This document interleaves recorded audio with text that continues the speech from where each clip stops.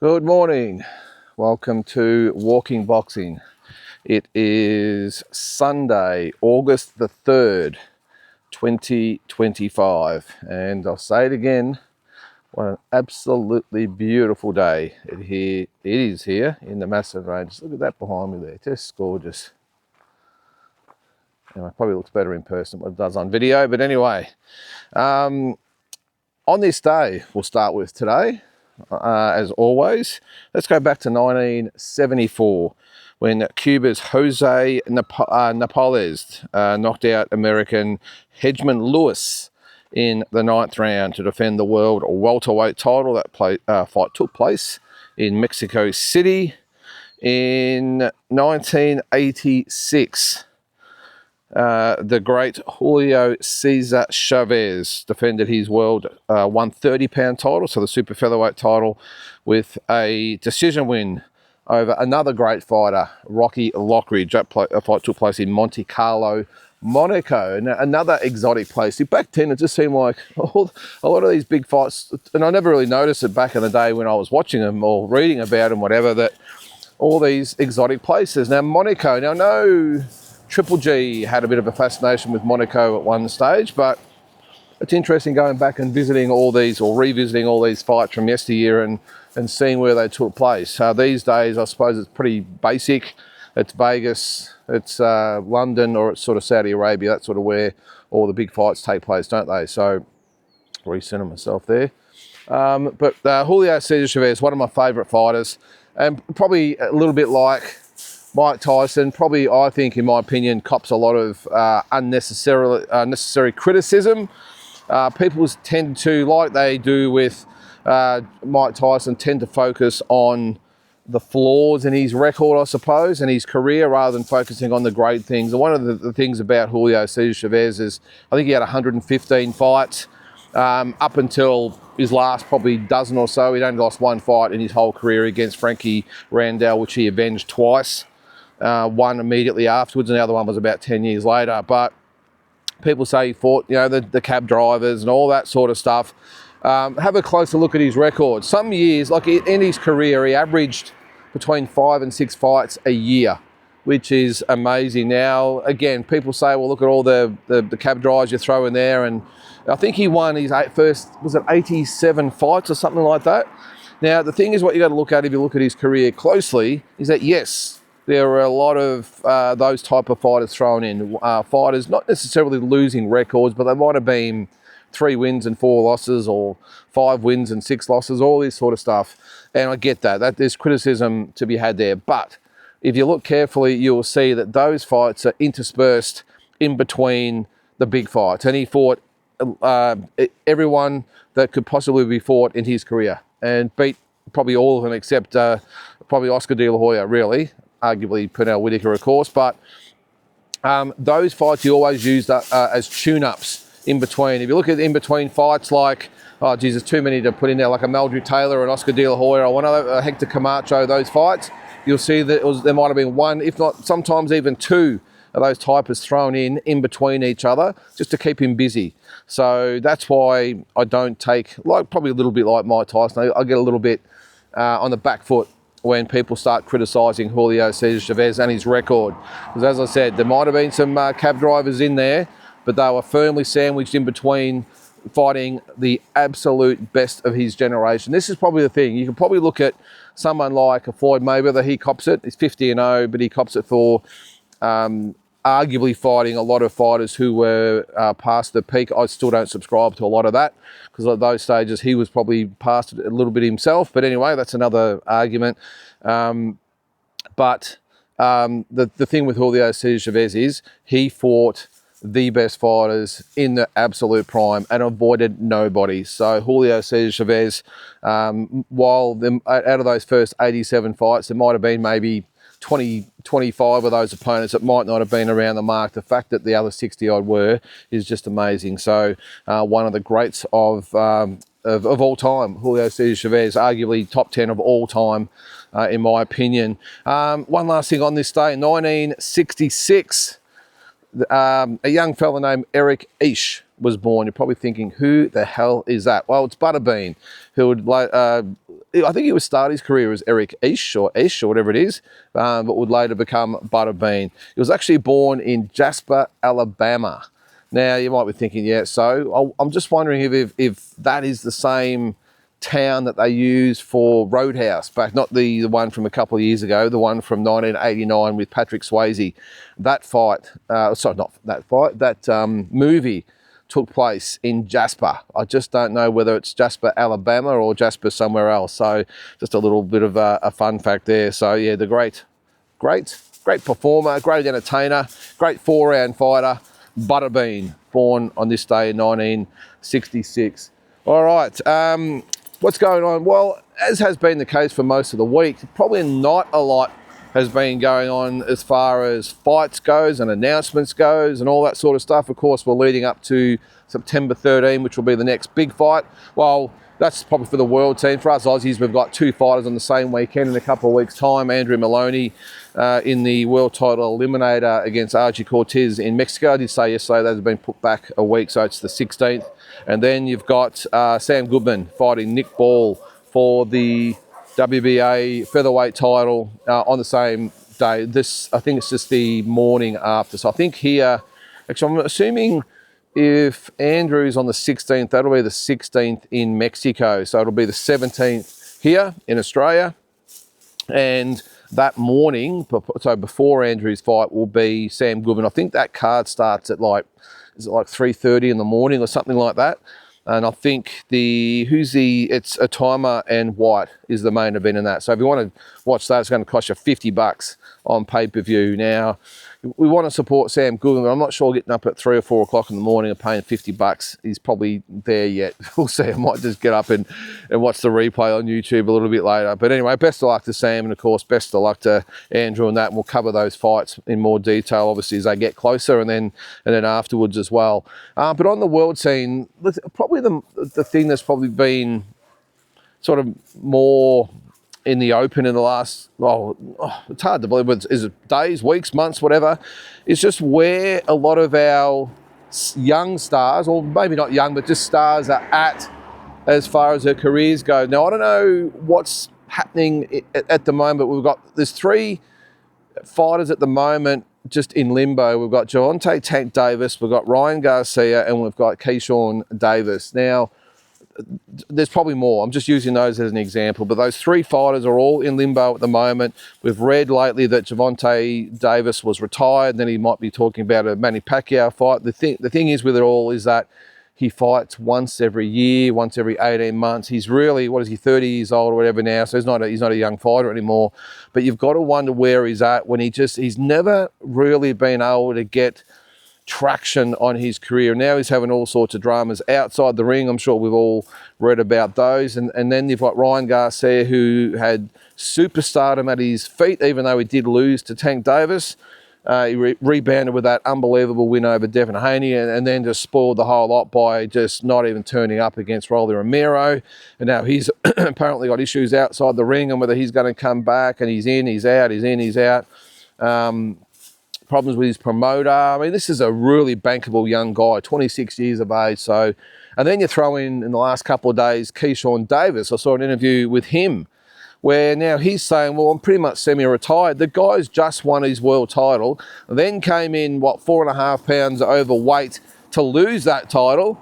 Then he's going up to 140. And now he's like, well, I'm not sure whether you'll sort of see me that much again. He said, I've got nothing planned. I've got nothing in the works.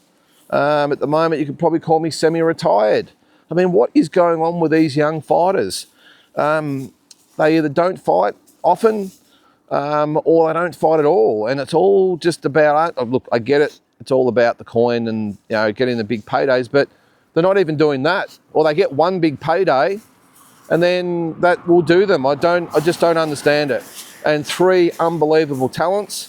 And very, very bankable as well. Tank Davis, look, he's obviously, he's been a world champion and had some signature wins, but not the type of wins that are going to hold him in great stead going forward as far as being a revered lightweight in history. I just think he'll be forgotten as one of those guys that was just a world champion at that particular time, and he had the potential to be in some unbelievable fights, and you just think that he might have just wasted the whole thing. And then again with Garcia, he's probably the the biggest one out of all of them as far as his name goes, his potential goes. Had the potential to be the next Oscar De La Hoya, literally. A lot of good fighters around. He could test himself against some unbelievable paydays, some real legacy type of fights out there for him. And then he turns up drinking. I know it was fake beer on the scales, but I know, and he did win that fight, which is strange enough, against Devin Haney.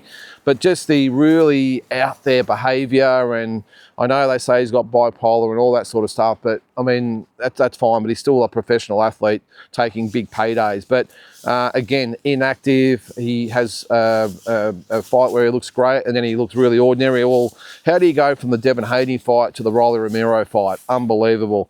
Now, he says he's going to be back, but a little bit like with the others, promises a lot, but then just doesn't deliver. And I've just got a feeling he could get to 30 years old and be in the same boat as Gervonta Davis, where so much potential, so many big fights, and it's like, geez, I wonder whatever happened to Ryan Garcia. That's the impression I get. And Keyshawn Davis is probably another surprising one, because he looked like he was on top of the world when he beat Boachuk for the lightweight title, and then had to relinquish it, or was stripped from him in his first fight, or he didn't even make it to the ring because he lost it on the scales and the fight was cancelled in his hometown, which is just disgraceful to do that to his home fans. And now saying he's semi-retired. I just don't know what's happening with these young athletes these days, or athletes in general. A little bit different like with the team sports. I'm sure that they get paid probably just the same amount of money, if not more, than these boxers, or probably a lot more actually, with the basketballers and footballers and that sort of stuff. But guess what? They've got to play weekly or sometimes 2-3 times a week. They haven't got an opportunity to sit out and spend the money and get bored and get fat and party and all that sort of stuff. Those type of athletes have got to front up multiple times a year. Like what is it with football? Was it 20 odd times? Basketball's was 80 or something times. So they've got to keep fronting up. They haven't got an opportunity to do that. And I think that's the difference with boxing. Too much money, too much time on their hands, no fixed schedule. It's just, I'll fight when I feel like it. And I think that's where the trap is, more so than ever, because obviously the money these days is just unbelievable to what it used to be. And then the other one to throw in the mix is Tyson Fury. Now, this is a little bit different because he's actually achieved a hell of a lot, but now apparently he is finished again. He's apparently said that he will not be resuming his career. He said he's well and truly past it now. He said, look at my beard, it's grey. Nothing wrong with a grey beard there, Tyson, but of course he's about 15 years younger than me. So, so look, is it going to stick? That's probably the next thing, isn't it? Is it going to stick? Is Tyson Fury actually going to stay retired? Look, I've got the feeling this could be actually true, because when you're looking at Anthony Joshua, who's probably the only real, in my opinion, sort of viable opponent, the realistic opponent, he's not even sort of mentioned Tyson Fury lately. So you get the impression that maybe talks have sort of fallen down in the background. I don't think Tyson gets a Usyk fight. I don't think Usyk's really interested in that. I don't think the fans are interested in that. And maybe was the case is that he put it out there that he was looking to come back just to gauge the reaction. And then when the reaction has been pretty sort of ho-hum, he's just said, well, okay, I think I'll just go back into retirement. Interesting though, if Turki Al-Sheikh comes out with a $100 million offer to fight Anthony Joshua, though, that might change things. But I think even if that happened, it'd be for the wrong reasons, and are the fans really going to pick up on that and roll with it when they can see that sort of half of the pair isn't really into it and couldn't really give a toss, and they're just doing it for the money. I don't know. Then you've got to look at some of the Aussie fighters at the moment. What are they up to? And I suppose you have a quick run through of the top Aussies in the world. What's next for them? I suppose if you go through them, just quickly off the top of my head, you've got Jai Pattaya. Well, what happens with Jai? Is he going to stick around and have one more fight at cruiserweight, or even a couple of fights? Don't know who is there to fight at cruiserweight. With Ramirez out of the equation, at least for probably about 12 months, what does he do?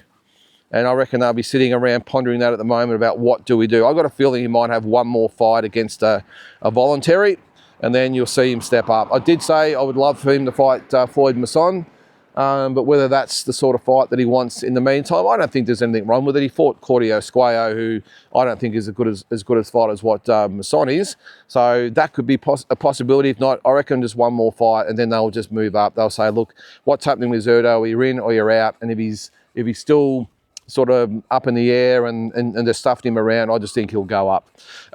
Justice Honey, the other one at heavyweight, well, the problem with Justice is that he looked too good in his last fight and he didn't win it. If he had won it, his rating would be probably sky high and he'd have some big fights, but he's in a little bit of limbo at the moment. Justice, unbelievably, he's going to have to rebuild after that unbelievable performance against Wardley. He's going to have to rebuild and get to the position where he can get one of those fights again. In reality, he should be pushing for a world title fight, but doesn't look like it's the case because he's no doubt he would have scared a lot of people off with that performance, and unfortunately not getting the win sets him right back because he's not ranked at the moment. Actually, he might be ranked with one of the organisations. Actually, I can't remember, but yeah, interesting times for Justice, and he's just going to have to slowly rebuild and force one of those top guys to fight him. Then you've got, who else? We've got Liam Paro. Well, he's obviously talking about Manny Pacquiao. I don't think that's the case. I think going up to welterweight, though, I think there'll be some really good fights there for him. He's got really good promoters, of course, behind him in No Limit who have proven they can get their fighters opportunity. Whether or not they win, well, that's not their problem. It's their job to get their fighters opportunity, and I think they'll do it with Liam. He seemed pretty upbeat the other day, so I see a big fight for him at welterweight pretty soon, but I don't think it'll be Manny. I don't think it'll be Ramiro. But there will be some sort of big fight out there for him, I would think. He's still a bankable name. You might, excuse me, he might need another fight or two before he gets that opportunity. But I think there'll be, as I said, a big fight in Liam's future.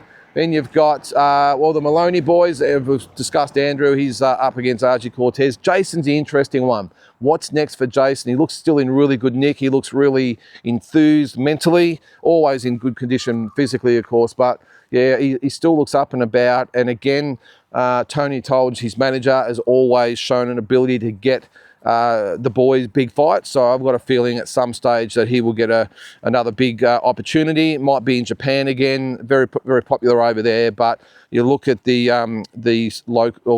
recent videos of Jason looking in great condition, and I think another fight for him is imminent. Not an overly big rush. He's already fought twice this year. So even if they look for a fight for him towards the end of the year, I'm sure he'll be back in a big way and still got plenty to offer. Has Jason. Who else have we got? Liam Wilson. Who knows? I mean, he's winning. That's the thing. And he's ranked quite highly in a couple of the organisations. Do you think there will be another opportunity for him? Again, like all No Limit fighters, he will get an opportunity. Very, very good team. To whether or not he can take it. I think it sort of depends on whether he can, or what world champion they sort of match him up with, I gather. The Navarrete fight obviously makes sense because of what happened in the first fight.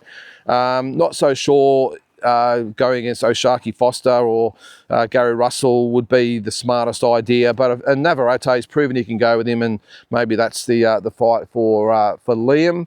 Who else have we got there? Or Tim? We don't know really where Tim goes from here, do we?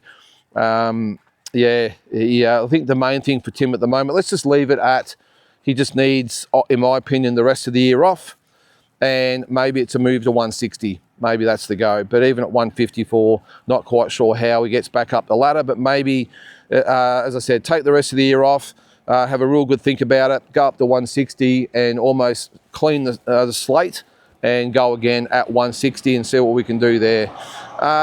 Sam Goodman, of course, fighting the same weekend as Andrew, as I just mentioned before. Mike was a Rafa. Well, it looks like it's all about Nikita Zoo at the moment, although I still have doubts whether both fighters actually want that fight. I think if they did, it'd be more so just to appease to give the Australian boxing public something. No Limit have got to get return on their investment, remember, on the fighters. And I just think if that fight happens with Nikita and Michael, I think it would be a manufactured fight just for the sake of having a big event. That's all I said. I don't think it achieves anything for either fighter as far as rankings and standings and all that sort of stuff goes. So, I'm not quite sure. George Kambosos, well, is he done? I get the impression that maybe not. I think it's obviously not going to be a Liam Paro fight now because he's going up to 147. You got to wonder what's next for him. But I just get the feeling that there might be maybe one more run at it. Now, whether he gets another world title fight, I doubt it. But he might get another opportunity against maybe an up-and-comer or another ex-world champion looking to get back like George is. And I just think he might have one more fight left in one more run. But again, whether he gets another world title fight is another story. I'm not quite sure if I missed some there. Haven't actually got my list in front of me. I'm just sort of going off the top of my head, but no doubt I've missed probably somebody. But look, it's an interesting time for Aussie boxing. Still a lot happening. The females, of course, I didn't mention the females. Plenty going on with them. We've got Desi Robinson with MVP now.